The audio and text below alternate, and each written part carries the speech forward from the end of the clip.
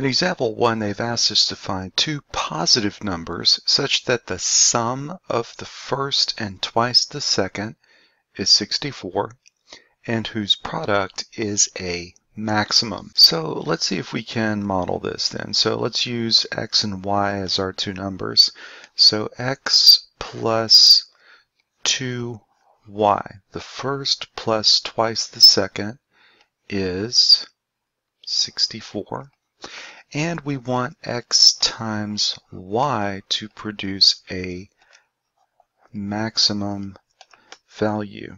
So let's do this. Let's let our function be a function of x. This is the one that we're going to maximize, and we're going to maximize this product. So I need to parameterize y in terms of x. So let's take this equation and solve it for y.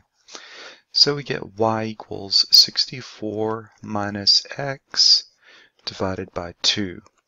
And this gives us f of x equals, f of x is my product of x times y, x times 64 minus x over 2. And that's going to be equal to 64x minus x squared over 2. And if we simplify this, we get f of x equals 64 divided by 2 is 32x minus 1/2 x squared.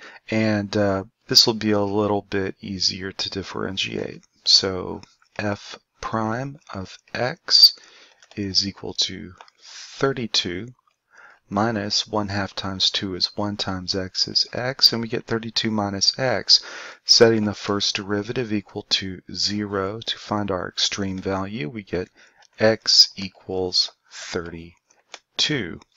And substituting 32 in for y, we get y equals 64 minus 32 divided by 2 is 16.